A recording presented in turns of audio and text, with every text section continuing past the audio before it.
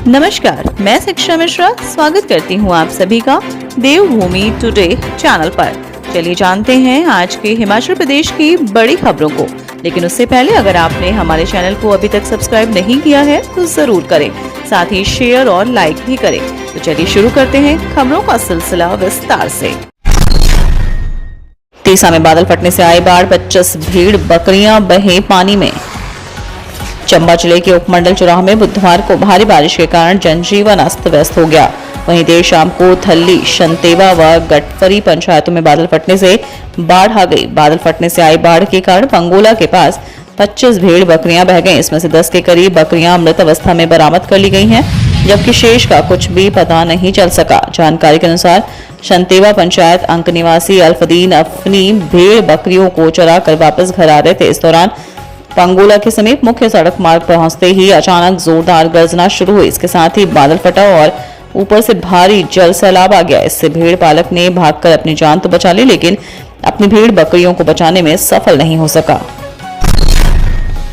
CM Sukhvinder Sukhu ने 15 electric बसों को दिखाई हरी झंडी। मैक्लोडगंज बस स्टैंड का किया लोकार्पण।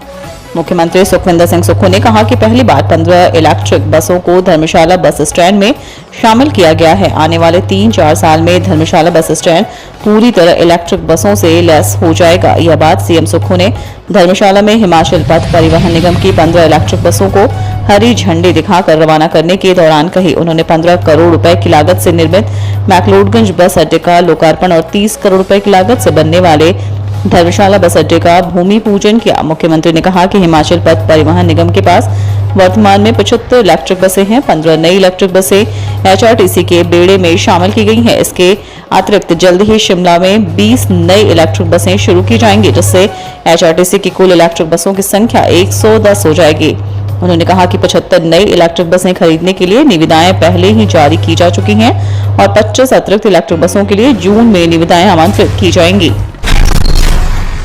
विपक्ष के पास भ्रष्टाचार के तथ्य तो करवाएं सीबीआई जांच। नेता प्रतिपक्ष जयराम ठाकुर की ओर से मुख्यमंत्री कार्यालय पर लगाए गए भ्रष्टाचार के आरोप पर मुख्यमंत्री सुखविंदर सिंह सुक्खू ने कहा कि उनके पास तथ्य हैं तो वह सीबीआई जांच करवाएं। धर्मशाला में पत्रकारों से बातचीत करते हुए सीएम ने कहा कि गुमनाम पत्र से किसी पर भी आरोप लगाया जा सकता है। उन्होंने विपक्ष पर निशाना साधते हुए कहा कि भाजपा जब सत्ता में थी तो उनके समय गुमनाम पत्र जारी हुए थे। उन्होंने पहले उन सभी गुमनाम पत्रों की जांच करवानी चाहिए। मुख्यमंत्री ने कहा कि कांग्रेस पार्टी भ्रष्टाचार के खिलाफ जीरो टॉलरेंस पर कार्य करती है। पालमपुर के कंडवाड़ी से क्षितिज राणा ने पास की यूपीएससी परीक्षा। हिमाचल प्रदेश के कांगड़ा जिले के उपमंडल पालमपुर के गांव कंडवाड़ी के बेटे क्षितिज राणा ने यूपीएससी परीक्षा पास कर अपने प्रदेश, क्षेत्र और माता पिता का नाम रोशन किया।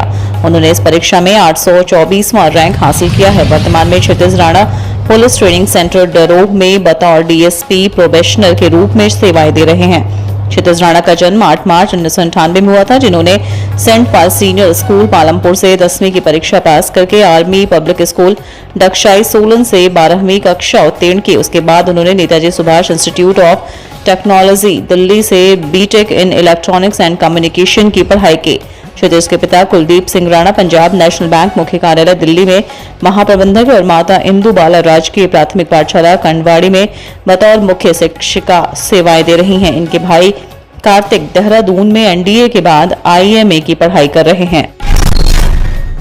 पेपर लीक मामला, आरोपी गोपाल को 27 दिन की हिरासत के बाद मिली जमानत।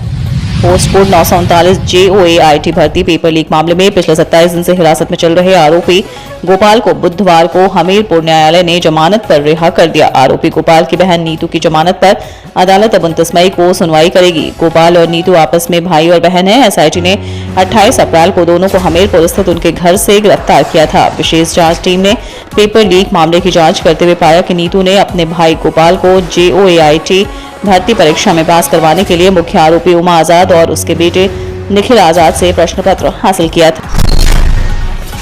उप मुख्यमंत्री मुकेश अग्निहोत्री ने परिवहन विभाग को दिया 850 करोड़ राजस्व जुटाने का लक्ष्य। उप मुख्यमंत्री मुकेश अग्निहोत्री ने परिवहन विभाग को मौजूदा वित्त वर्ष में 850 करोड़ रुपए का राजस्व जुटाने का लक्ष्य दिया है। आय में 200 करोड़ के इजाफे के लिए बैठक में रोड मैप तैयार किया गया। विभाग को लंबित टैक्स वसूलने और निगरानी बढ़ाने की हिदायत दी।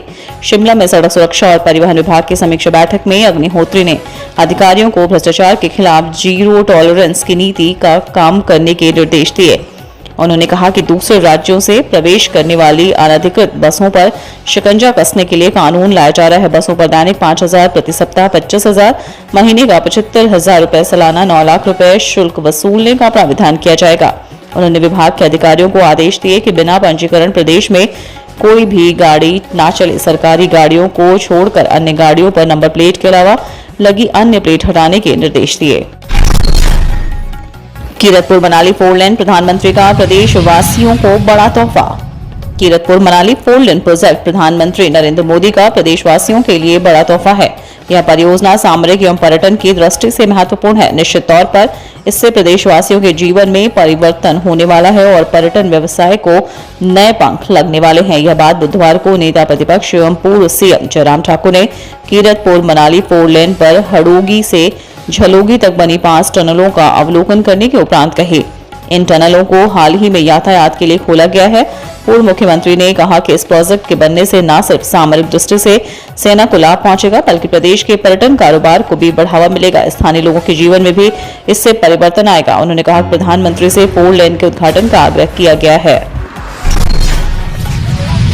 छावनी अधिनियम के तहत गठित हर बोर्ड आता है नगर पालिका की श्रेणी में। हिमाचल प्रदेश हाईकोर्ट ने छावनी अधिनियम और नगरपालिका के संबंध में महत्वपूर्ण व्यवस्था दी है। अदालत ने अपने एक निर्णय में कहा कि छावनी अधिनियम के तहत गठित हर बोर्ड नगरपालिका की श्रेणी में आता है। अदालत ने सुबाथू छावनी बोर्ड के 11 सदस्यों की ओर से पानी की दरों को बढ़ाने के निर्णय को निरस्त कर दिया। सुबाथू छावनी बोर्ड के सिर्फ 2 सदस्यों ने ही पानी की दर 8 रुपए से बढ़ाकर 53.50 रुपए कर दिए थे। कार्यवाहक मुख्य न्यायाधीश तरलोक सिंह चौहान और न्यायाधीश वीरेंद्र सिंह ने निखिल गुप्ता की याचिका को स्वीकार करते हुए यह निर्णय सुनाया। हिमाचल सरकार ने नगर निगम में मनोनीत किए 5 पार्षद। हिमाचल प्रदेश सरकार ने नगर निगम सदन में 5 पार्षदों को मनोनीत कर दिया है। इस बारे में बुधवार को अधिसूचना भी जारी कर दी गई है। शहर के लोअर बाजार से कांग्रेस नेता एवं कारोबारी अश्विनी कुमार सूद, ढली से गोपाल शर्मा, कृष्णानगर से विनोद भाटिया, माल रोड से गीतांजलि भागड़ा और लोअर बाजार से राजकुमार को नगर निगम सदन में पार्षद मनोनीत किया गया। नगर निगम चुनाव के समय इनमें से कई टिकट के दावेदार भी थे। कुछ अपनी पत्नियों के लिए टिकट की मांग कर रहे थे। पार्टी ने इन्हें टिकट नहीं दिया था। 30 किलोमीटर से ज्यादा दूरी पर तबादला हुआ तो 5 दिन में देनी होगी ज्वाइनिंग, सरकार ने की सख्ती। हिमाचल प्रदेश में अब 30 किलोमीटर से ज्यादा की दूरी पर तबादला हुआ तो संबंधित कर्मचारी को 5 दिन में ही ज्वाइनिंग देनी होगी।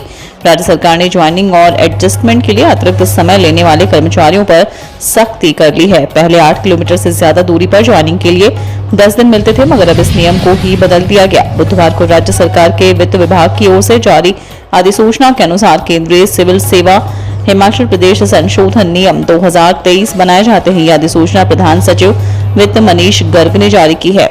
इसके लिए वर्ष 1979 में बने नियमों के प्रावधानों को संशोधित किया जाता है। ये नियम राजपत्र में छपने के बाद से लागू किए जाते हैं। केंद्रीय सिविल सेवा ज्वाइनिंग अवधि नियम के उप नियम 4 में नई व्यवस्था को जोड़ा जाता है। तो ये थी आज के हिमाचल प्रदेश की प्रमुख खबरें। अगर वीडियो आपको पसंद आई हो तो लाइक, शेयर और सब्सक्राइब जरूर करें। धन्यवाद।